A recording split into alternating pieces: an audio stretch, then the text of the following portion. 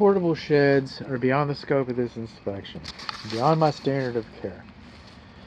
That said, it's termite bait, it's wood rot, the foundation's on the ground, it's got water damage, wood damage. It's what's known as an attractive nuisance, meaning that it might not look so attractive to you or I, but a child would see something like this as an adventure and possibly get, would be in harm's way to explore something like this. Budget for removal. If you want one, budget for another one. But this has got to go, and you just need to budget for that.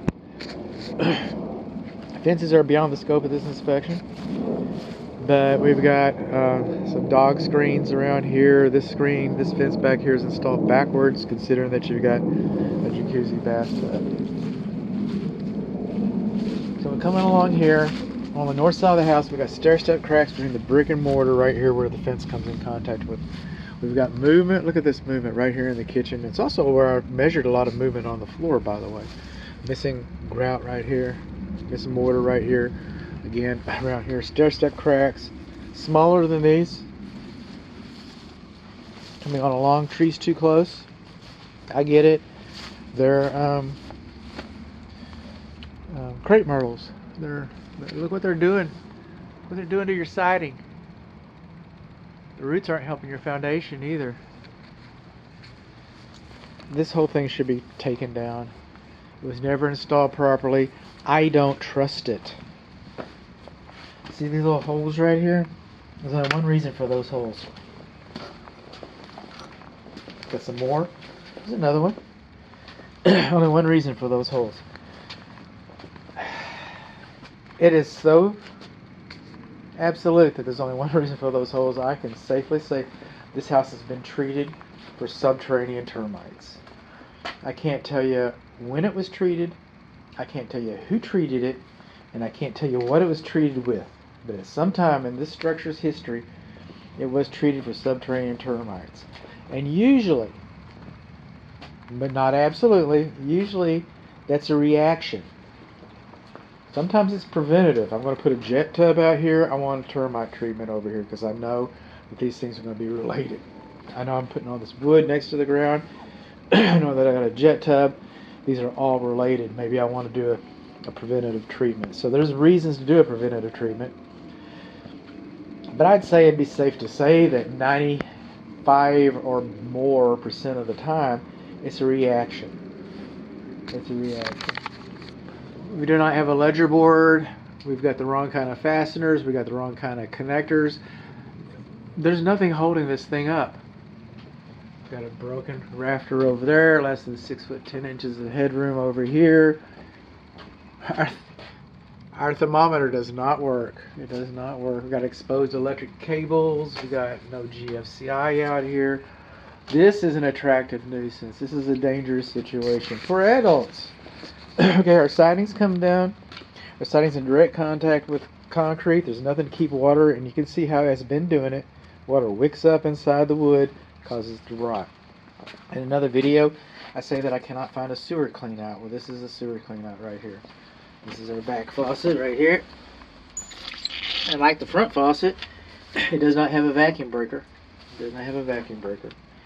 This used to be a dog door of some sort, but it's a lot of wood. You got stair-step cracks all in there.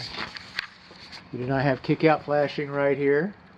And you can see how the water, see those little stains? The water just kind of pours over here, splashes down here. You don't have enough gap. Your wood rots. It all ties together. It all ties together. Moving on along.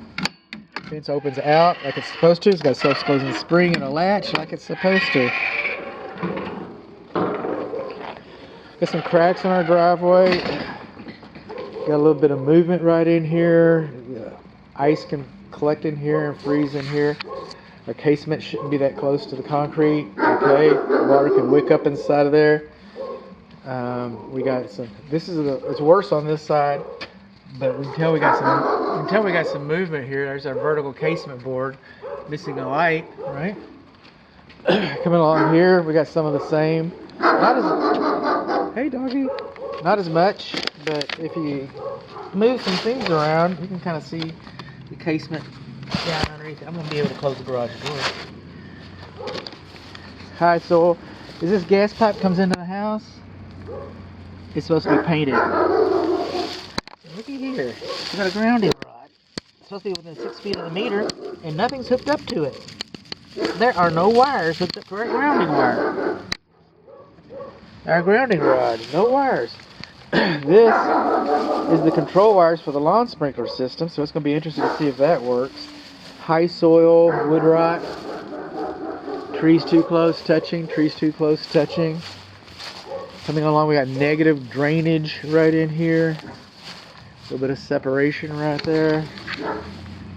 We're missing all of our window screens. There's a vertical crack through the brick and mortar right on this side here. I might list it. Debris next to the house, conducive to wood destroying insects, conducive to termites, carpenter ants. Negative drainage, high soil, just a lot of conducive issues.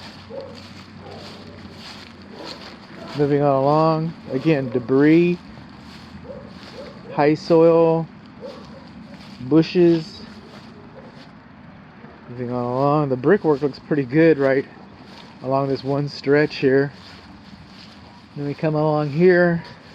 There's a column on our front portico. That's a fancy name. And so we got a little bit of movement right up in there. And I thought I saw drill holes on the front porch as well. I don't want to get carried away. But we got cracks on the front porch. And termites can take advantage of those cracks and move on into your house. The exterior receptacle outlets, they should have bubble covers on them. In-use covers is what they're called. So, helmet covers. But they should have those. Moving on along, a tree shouldn't be closer. A tree shouldn't be closer than 25 feet to the foundation because the roots will suck all the water out. Our siding's kind of rough up there. Moving on along, and then we'll get some more movement. We get on this side. This is the primary bedroom. And we got casement, a window casement, gaps between the brickwork and the casement, right there, right there. Horizontal cracks between the brick and mortar. Kind of comes out to stair step. Horizontal to stair step cracks between the brick and mortar. The measurements that I got, I took inside. And what I've seen on the outside, I'm not going to have to see much on the interior in order to recommend a structural engineer. Stair-step cracks between the brick and mortar. This is where we started, but this is a little more pronounced. Look at that. Woo, doggy.